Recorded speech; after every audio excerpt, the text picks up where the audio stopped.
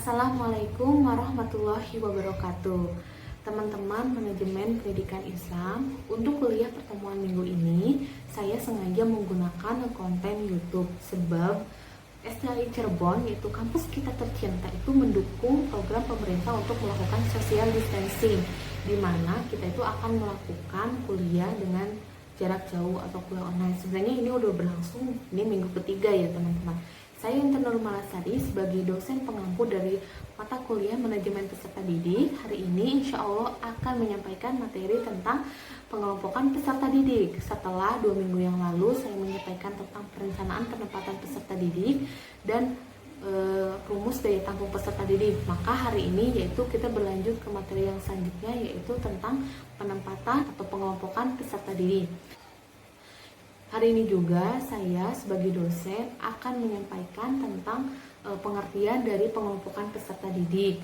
Selain itu juga fungsi dari pengelompokan ini, tujuannya apa, fungsinya apa, tekniknya seperti apa, didasari oleh apa, dan bagaimana prosesnya pengelompokan peserta didik seperti itu.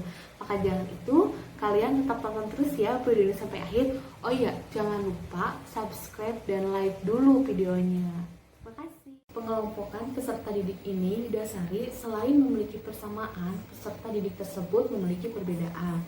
Persamaan inilah yang akan menghasilkan pemikiran penempatan peserta didik dalam kelompok yang sama, dan perbedaan ini yang akan melahirkan pemikiran peserta didik untuk ditempatkan di kelompok yang berbeda. Menurut Imron, pengelompokan peserta didik ini merupakan penggolongan peserta didik berdasarkan karakteristiknya. Karakteristik ini perlu demikian terjadi sebab dengan karakteristik ini akan mengelompokkan peserta didik yang sama dengan yang berbeda, dan ini itu akan memudahkan si peserta didik itu untuk mendapatkan layanan pendidikan. Contohnya misalkan ini kalau karakteristik yang dipilih itu berdasarkan usia atau berdasarkan nilai akademis. Misalkan ini golongan peserta didik yang usia 16 tahun, misalkan ini 17 tahun atau 18 tahun, atau berdasarkan ini untuk kelas unggulan dengan karakteristik nilai akademis yang lebih tinggi dari kelompok yang lainnya. Nah, dengan adanya pengelompokan ini itu akan memudahkan si peserta didik tersebut untuk menerima atau mendapatkan layanan pendidikan di sekolah. Ini pun salah satu tujuan dari adanya pengelompokan peserta didik, yaitu agar kegiatan belajar mengajar itu berjalan tertib, efektif, efisien, sehingga sekolah atau peserta didik maupun guru itu mampu mencapai visi misi sekolah atau setidaknya mampu mencapai program yang sudah disusun oleh sekolah. Selain itu juga alasan lain penting adanya pengelompokan peserta didik ini yaitu supaya ada klasifikasi atau ada pengelompokan antara peserta didik yang mungkin lebih cepat menerima pelajaran dengan peserta didik yang setengah lebih cepat dan menerima pelajaran, atau peserta didik yang lambat menerima pelajaran. Karena begini teman-teman, tidak dapat dipungkari, karena begini teman-teman, tidak dapat dipungkiri kalau di kelas itu ada 3 macam atau 3 karakteristik peserta didik, yaitu yang peserta didik yang dapat atau mudah lebih cepat menyerap pelajaran, ada yang biasa saja, sedang-sedang, ada yang lambat. Itu pasti terjadi. Nah, dan adanya pengelompokan peserta didik ini gunanya supaya bisa mengelompokkan sehingga layanan pendidikan yang diterima oleh ketiga kelompok tersebut itu maksimal gitu. Misalkan peserta didik yang lebih cepat atau lebih lambat menerima pelajaran itu tidak terburu-buru, tidak tergusur-gusur oleh kelompok peserta didik yang lebih cepat. Makanya penting dilakukan pengelompokan peserta didik. Dan ini adalah 2 dari sekian banyak tujuan diadakannya pengelompokan peserta didik. Selanjutnya, apa sih fungsi dari diadakannya pengelompokan peserta didik? Kebetulan saya mengutip pendapat William Giger dalam buku Imron. Beliau mengemukakan ada dua ya gini. Ada dua fungsi dari pengelompokan peserta didik. Yang pertama yaitu fungsi integritas. Yang kedua fungsi perbedaan. Fungsi integritas ini yaitu pengelompokan peserta didik berdasarkan kesamaannya. Contohnya seperti umur, jenis kelamin, seperti itu. Misalkan di penerimaan peserta didik untuk jenjang SMA, pasti peserta didik itu memiliki klasifikasi klasifikasi dari segi integritas, dari segi umur. Sama-sama mungkin sekitar usia 16 tahun atau 17 tahun kurang untuk siswa yang lulus SMP mau mendaftar ke SMA. Misalkan jadi di SMA itu klasifikasi usianya itu sekitar 16 tahun, 17 tahun, 18 tahun. Nah, berarti si peserta didik ini memiliki integritas atau kesamaan dalam segi usia. Selanjutnya misalkan dari segi jenis kelamin. Jenis kelamin ada dua, yaitu laki-laki dan perempuan untuk siswa ya. Jadi misalkan dalam kelas itu ada khusus kelas laki-laki, ada SMA yang seperti itu atau madrasah aliyah kelas khusus untuk perempuan, sehingga mereka itu memiliki persamaan dari segi integritas. Kedua yaitu fungsi perbedaan. Ini pengelompokan peserta didik berdasarkan perbedaan. Karena setiap peserta didik itu merupakan individu. Setiap peserta didik memiliki perbedaan antara satu peserta didik dengan satu peserta didik lainnya. Nah, fungsi perbedaan ini meliputi perbedaan peserta didik dari segi bakat, minat, keterampilan, dan lainnya. Contohnya seperti itu. Misalkan ada peserta didik yang suka di bidang olahraga, ada yang suka di bidang seni, ada yang suka di bidang musik, ada yang suka di bidang bahasa. Sehingga akan terjadi pengelompokan bidang tersebut tapi dari berbagai macam kelas, maka disebut dengan fungsi perbedaan. Seperti misalkan yang menyukai bidang pramuka, berarti kan itu tidak diisi dengan kelas 10 saja. Ada dari yang kelas 10, 11, dan 12. Ada yang laki-laki, ada yang perempuan, ada yang usia 16, 17, dan 18. Seperti itu. Jadi itulah fungsinya pengelompokan peserta didik, yaitu fungsi integritas dan fungsi perbedaan. Selanjutnya yaitu dasar pengelompokan peserta didik. Menurut Hendaya Sutopo, pengelompokan peserta didik itu ada 5 macam atau ada 5 dasar. Yang pertama yaitu friendship grouping, yang kedua achievement grouping, yang ketiga aptitude grouping, yang keempat attention or interest grouping, dan yang terakhir intelligent grouping. Yang pertama yaitu friendship grouping. Ini adalah merupakan pengelompokan peserta didik berdasarkan mereka itu suka berteman dengan siapa. Seperti itu. Contohnya misalkan murid yang pandai, dia akan berkelompok dengan murid yang pandai lagi. Atau murid yang kurang pandai, dia akan berkelompok dengan murid yang kurang pandai. Itu yang disebut salah satu contoh friendship grouping.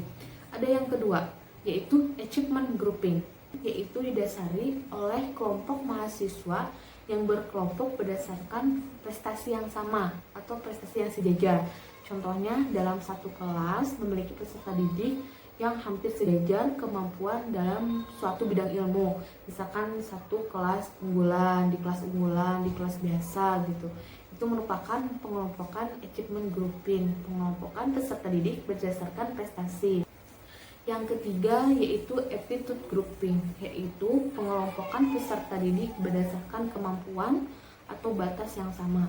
Contohnya misalkan seorang peserta didik itu unggul di bidang sains, maka guru itu akan menggolongkan peserta didik tersebut itu di kelas sains gitu.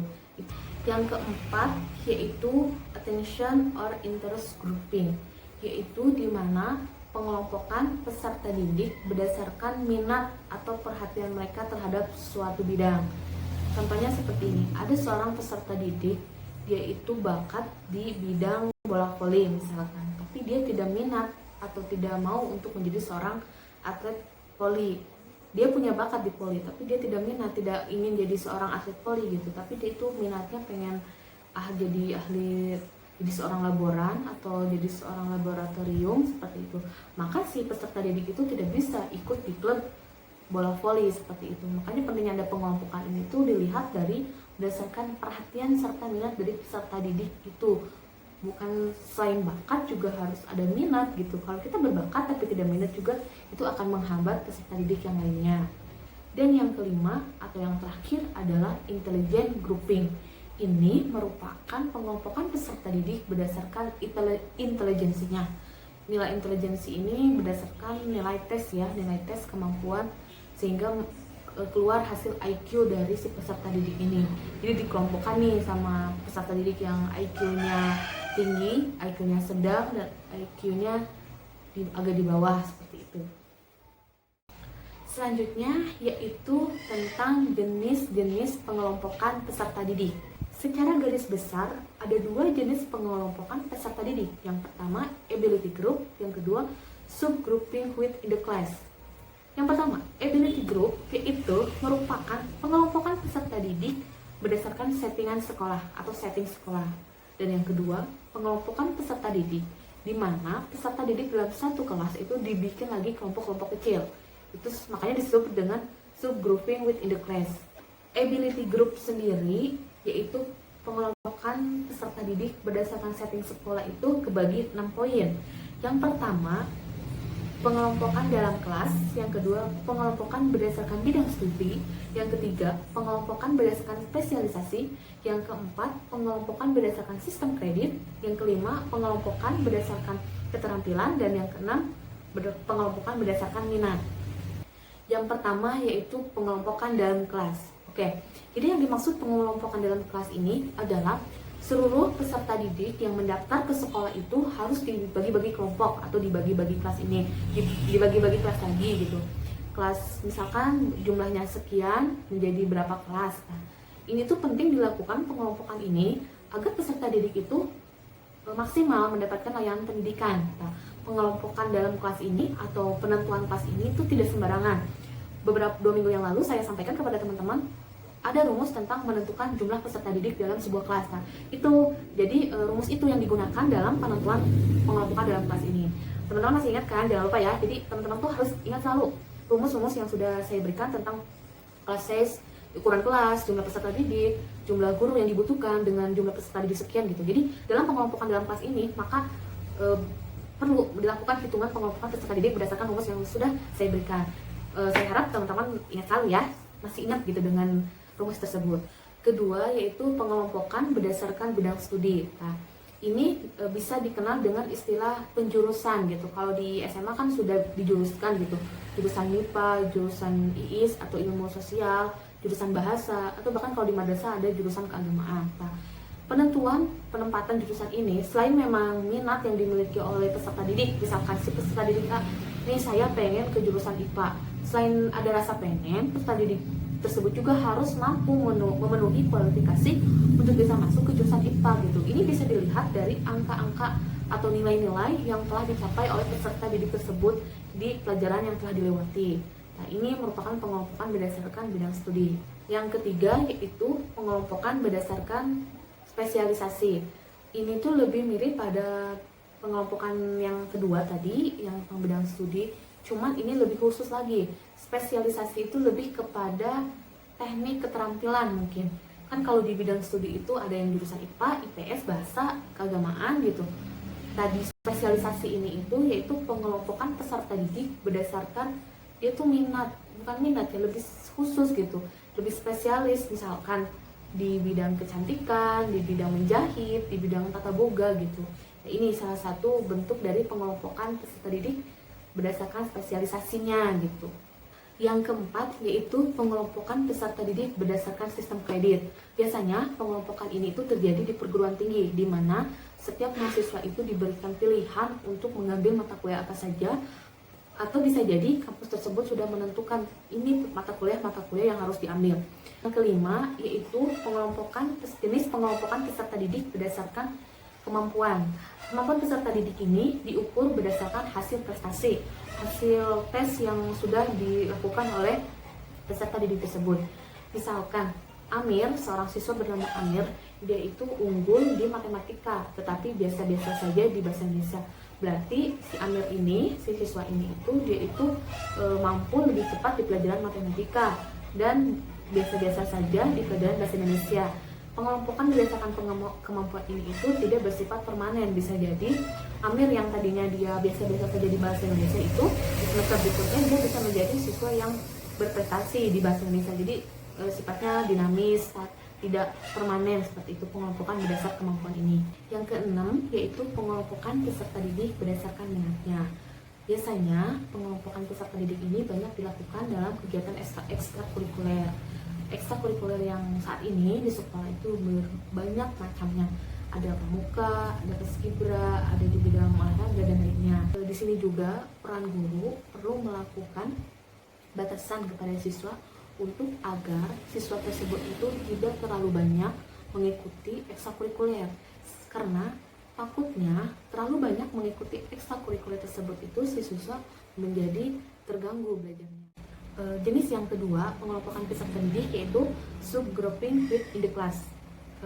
Ini bedanya sama ability grouping itu. Kalau ability grouping yang tadi yang pertama yang saya sudah jelaskan yaitu pengelompokan peserta didik berdasarkan setting sekolah. Misalkan peserta didik itu sudah dikelompokkan dalam satu kelompok misalkan berdasarkan spesialisasinya, berdasarkan bidang studinya. Sementara di jenis yang kedua yaitu subgrouping within the class ini, itu setelah peserta didik itu dikelompokkan atau dibentuk dalam satu kelas, peserta didik ini juga dikelompokkan lagi menjadi kelompok-kelompok yang lebih kecil. Dalam subgrouping within the class ini ada 7 macam. Yang pertama, pengelompokan berdasarkan minat. Yang kedua, pengelompokan berdasarkan kebutuhan khusus. Yang ketiga, pengelompokan berdasarkan bergu. Yang keempat, pengelompokan tutorial. Yang kelima, pengelompokan penelitian. Yang keenam, pengelompokan kelas utuh. Dan yang terakhir, pengelompokan kombinasi.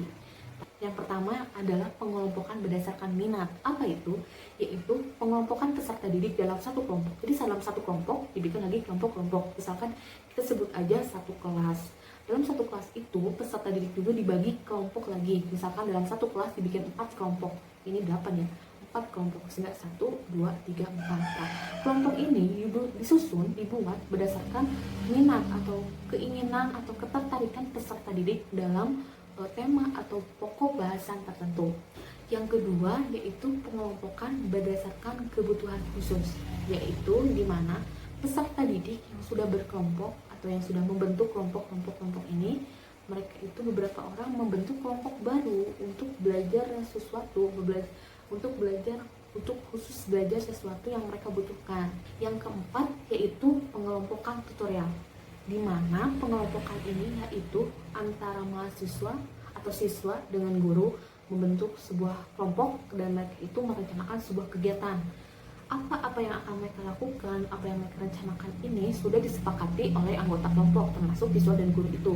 Misalkan dalam satu kelas itu ada 3 kelompok, ini 6 ya. Ya udah 3 kelompok. 1, 2, 3. Gurunya itu gabung ke kelompok ini gabung, ke kelompok ini gabung, ke kelompok ini gabung misalkan. Nah, si 3 kelompok antara 1 dengan 3 kelompok lainnya itu berbeda-beda kegiatan yang akan disusun. Jadi ada 3 kelompok, 3 kegiatan dan gurunya itu ikut bergabung ke 3 kelompok tersebut. Selanjutnya yang kelima yaitu pengelompokan penelitian. Ini pengelompokan peserta didik biasanya 2 atau lebih peserta didik, 2, 3 atau lebih peserta didik membentuk sebuah kelompok. Mereka itu melakukan penelitian terhadap satu topik dan mereka itu mempresentasikan di depan kelas. Dan nanti yang mereka presentasikan itu adalah masalah yang menjadi masalah dalam topik tersebut, pengkajian, penggarapan, metode penelitian yang dilakukan. Nah, ini disebut dengan pengelompokan berdasarkan penelitian. Yang keenam yaitu pengelompokan kelas utuh, yaitu di mana peserta didik dalam satu kelas itu mereka itu bersama-sama mendapatkan pengalaman atau pelajaran baru dalam suatu bidang. Saya kasih contoh misalkan dalam bidang seni. Satu kelas itu mereka semua belajar seni. Tapi nanti pas latihannya, si satu kelas itu dibagi menjadi beberapa kelompok lagi. Ada yang bagian puisinya, ada yang bagian drama, ada yang bagian musik, dan lain sebagainya. Dan yang terakhir yaitu pengelompokan kombinasi.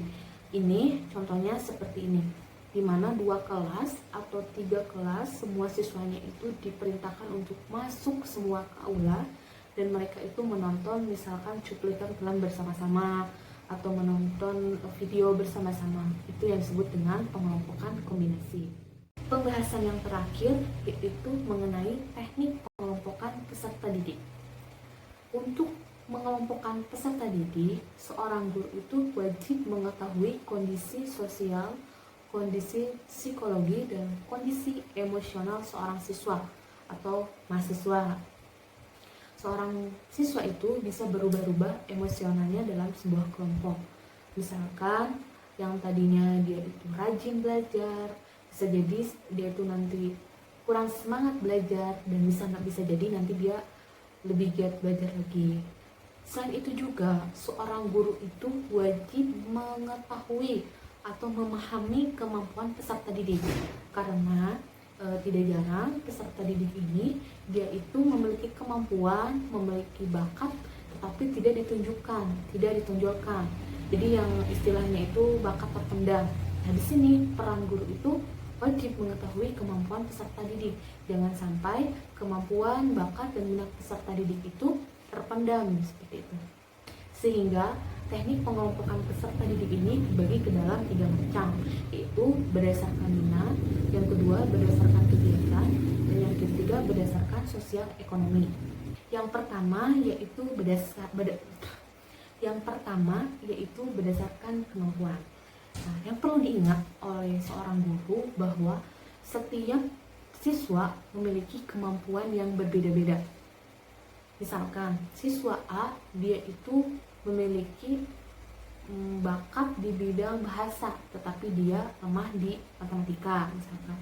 Guru harus ingat bahwa keadaan seperti ini itu tidak permanen. Artinya bisa jadi di semester selanjutnya murid tersebut itu dia memiliki kecepatan berpikir, kecepatan menyerap pelajaran itu di bidang matematika yang tadinya dia lemah, sekarang jadi cepat. Nah, di sini juga guru perlu memiliki pemahaman tentang apakah benar sih siswa ini paham tentang apa yang sudah saya sampaikan gitu. Atau misalkan soal guru, misalkan kita nih posisi sebagai seorang guru pas ngajar, loh kenapa ya pas ngajar itu siswa ini tuh tampak seperti tidak semangat gitu dalam belajar itu gitu. Jadi kita itu sebagai guru itu selain menyampaikan pelajaran, kita juga harus sambil menyisipkan memberikan motivasi. Dan ingat, dalam kegiatan belajar mengajar pun seorang guru itu lebih baik tidak hanya berdiri saja di depan kelas atau duduk saja di kursi ketika mengajar. Akan lebih baik apabila seorang guru itu dia berkeliling gitu ke sudut-sudut kelas, bukan sudut-sudut kelas ya, dia berkeliling ke bangku-bangku siswa gitu, sambil melihat sejauh mana kemampuan siswa itu dalam menyerap pelajaran. Yang kedua itu yaitu berdasarkan kegiatan. Nah, di sini nanti ya teman-teman mahasiswa ketika menjadi seorang guru itu kalian bisa memberikan siswa itu satu topik bahasan sehingga mereka tuh membentuk kelompok gitu. Dalam tugas kelompok ini akan dilihat pembentukan karakter si siswa itu sendiri gitu. Dalam tugas kelompok ini pula akan menjadi sebuah latihan. Ketua kelompok itu mereka akan dilatih untuk menjadi seorang pemimpin. Yang menjadi anggota kelompok, mereka akan dilatih menjadi anggota kelompok yang baik. Dan juga mereka itu akan dilatih menjadi pendengar yang baik, berani memberikan usulan, berani menerima kritik, berani memberikan tanggapan seperti itu. Dan yang ketiga itu pengelompokan peserta didik berdasarkan sosial emosionalnya. Ini catatan ya untuk para guru bahwa tidak semua peserta didik itu memiliki emosi yang sama. Ada yang peserta didik itu dia itu lebih dewasa buat teman seusianya. Ada yang mungkin emosinya itu lebih kekanak-kanakan untuk teman seusianya. Di sini juga ada siswa yang pemberani, ada siswa yang pemalu. Maka sebagai guru kita itu penting mengetahui sosial emosional peserta didik kita nih, siswa kita. Biar nantinya itu siswa yang pemalu bisa dikelompokkan dengan siswa yang agak berani, sehingga si siswa yang pemalu ini tuh dia tuh terpacu gitu, termotivasi untuk belajar mengekspresikan dirinya, belajar memberikan pendapat di depan kelas misalnya, seperti itu. Oke teman-teman mahasiswa manajemen pendidikan Islam atau pemirsa penonton channel ini, itu saja mungkin pembahasan saya untuk hari ini, pertemuan ini. Saya berharap ini ada manfaatnya untuk khususnya untuk diri saya pribadi, umumnya buat teman-teman semua yang menonton ini. Saya mohon maaf apabila ada kekurangan. Oh ya, jangan lupa teman-teman untuk mendukung channel ini dengan caranya dengan subscribe, like, atau share apabila bermanfaat. Terima kasih atas perhatiannya. Wallahul muwaffiq ila aqwamit thoriq. Wassalamualaikum warahmatullahi wabarakatuh.